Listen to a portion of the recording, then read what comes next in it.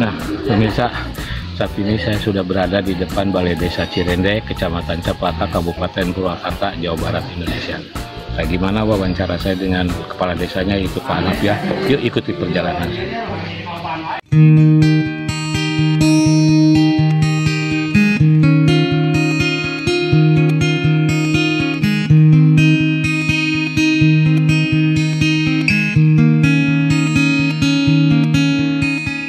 Assalamualaikum warahmatullahi wabarakatuh. Pemirsa, saya sudah berada di dalam ruang kantor Lurah Cirende.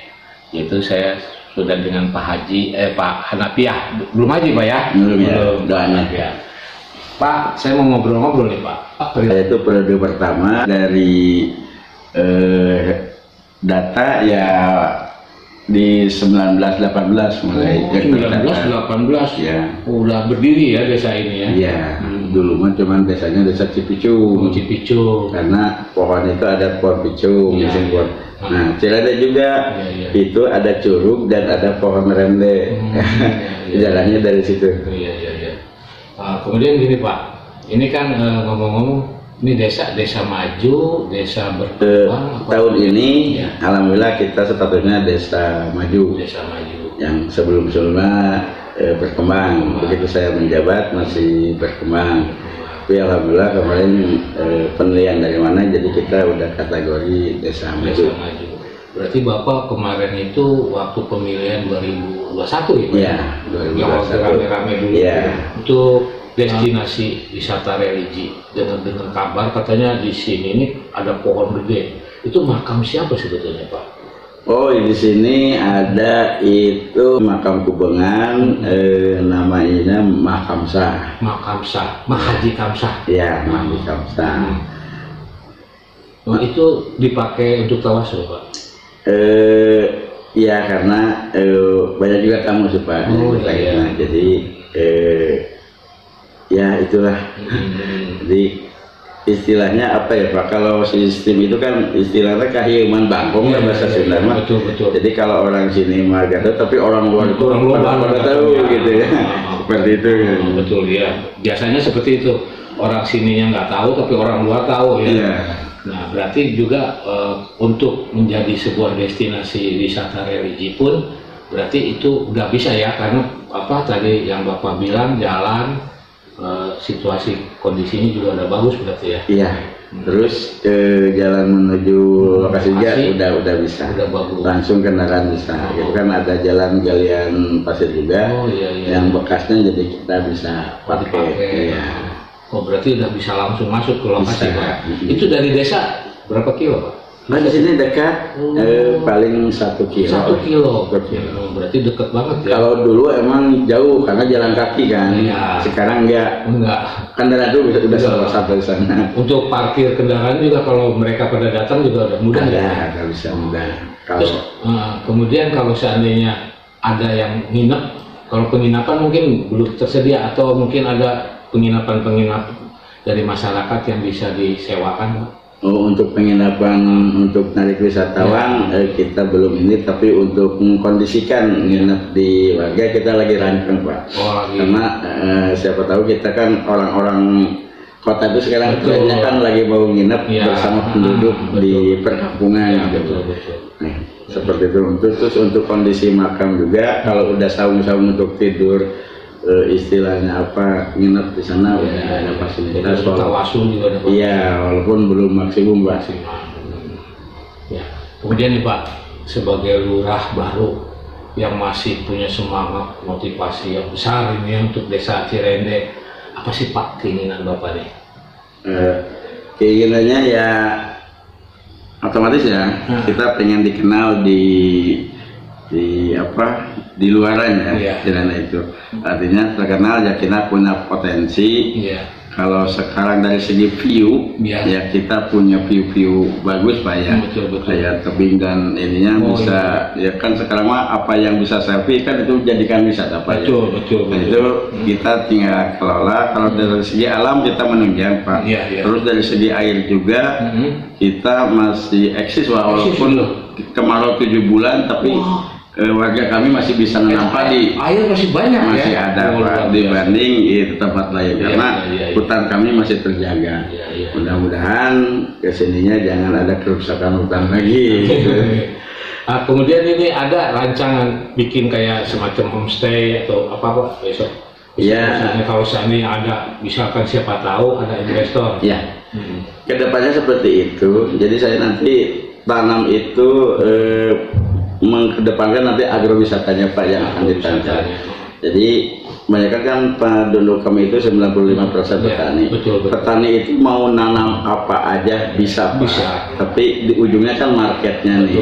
Makanya kita dibuat market nanti. Pada saat nanam ini nggak diserentakkan Pak, karena kami dulu waktu jadi petani juga sebelah sini tanam terong, kawe, jadi nggak satu tanaman.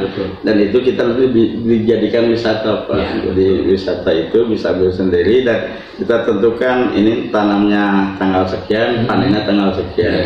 Nah itu pada saat nanti panen ya orang-orang luar mau panen sendiri atau ikutnya itu nanti bisa apa gitu ya di share gitu ya. Terus untuk kedepannya apabila tamu udah tertarik banyak, otomatis kan kita juga harus menyiapkan fasilitas untuk tamu itu gitu sendiri Pak.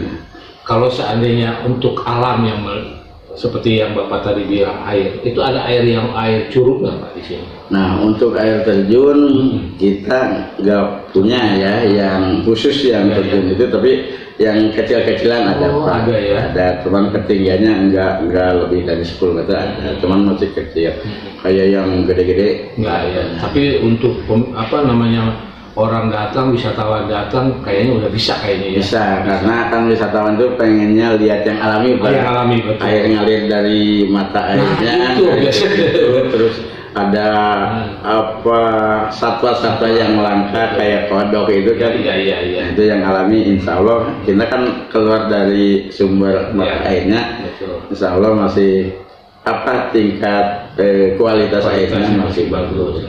Nah itu berarti kemudian kalau seandainya ada investor nih Pak datang nih, kira-kira welcome nggak? Ya sangat welcome Pak, karena salah satu mungkin kami itu desa yang nggak punya industri Pak. Jadi PADS desa untuk kami itu nggak ada ya. Hanya untuk satu-satunya untuk mengembangkan supaya kami dapat PADS yaitu menggenjot di wisata. Kalau industri kan kita zonanya bukan zona industri. Betul. Nah pemirsa, berarti nanti kalau seandainya ada investor datang dari luar, ini bisa langsung datang ke Desa Cirende, Kecamatan Campaka, Kabupaten Purwakarta, Jawa Barat, Indonesia. Pak, makasih banyak nih atas wawancara singkatnya. Sama-sama, makasih juga. Nah, ini saya mau lihat lokasi nih Pak. Siap, dipersilakan. Nanti lihat view-nya sebelah sini juga nanti. Misalkan kita udah konsentrasi dan kita mulai tata. Karena saya sedikit tahu lah orang kota itu jenuh dengan bangunan-bangunan dan dia akan welcome dengan pepohonan.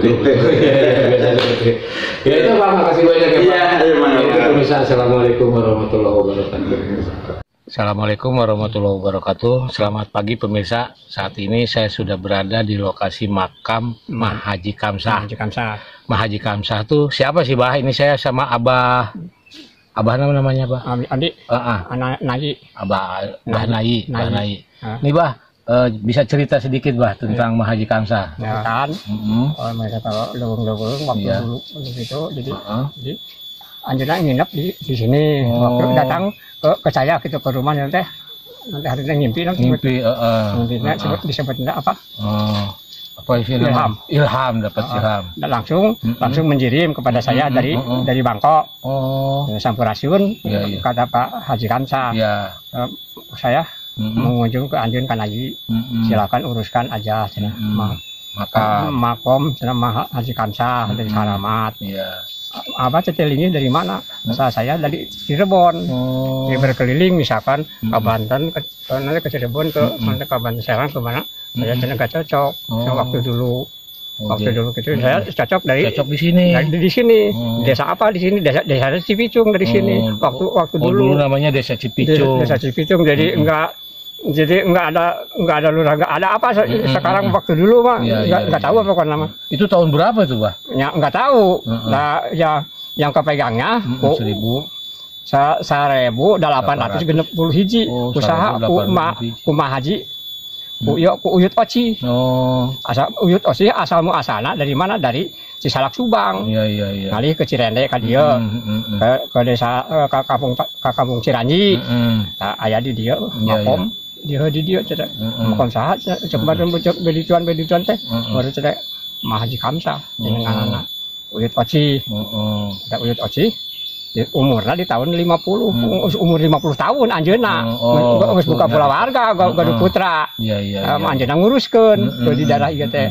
Mau Uyut Oci teh masih Uyut Mbah Abah mah. Sanes. Oh lain. Jadi non teh artinya belah dia teh hitungan bener rayotna keneh gitu kan. Iya. Saudara keneh gitu. Saudara kan lain keturunan misalnya gitu teh.